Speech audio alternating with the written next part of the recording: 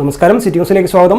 PN Panicker foundation സംഘടിപ്പിച്ച 30ാമത് വായനാ മാസാചരണത്തിന്റെ സമാപന സമ്മേളനം Kannur government teachers training institute men ഹാളിൽ നടന്നു. ജില്ലാ ഇൻഫർമേഷൻ ഓഫീസർ PP വിനീഷ് ഉദ്ഘാടനം ചെയ്തു.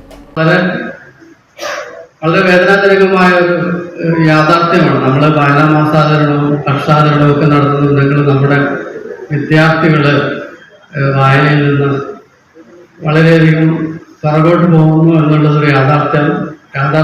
നമ്മൾ അതിനെ ബോധപൂർവ്വം അതിനെ മറികടക്കാനുള്ള ശ്രമങ്ങൾ രക്ഷിതാക്കളുടെ അടുത്തുനിന്നും അധ്യാപകരുടെ അടുത്തുനിന്നൊക്കെ ഉണ്ടാവേണ്ടതുണ്ട്.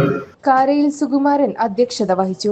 വായന മാസാചരണത്തോടനുബന്ധിച്ച് നടത്തിയ ക്വിസ് മത്സരത്തിൽ വിജയികളായ കുട്ടികൾക്ക് സർട്ടിഫിക്കറ്റുകൾ വിതരണം ചെയ്തു.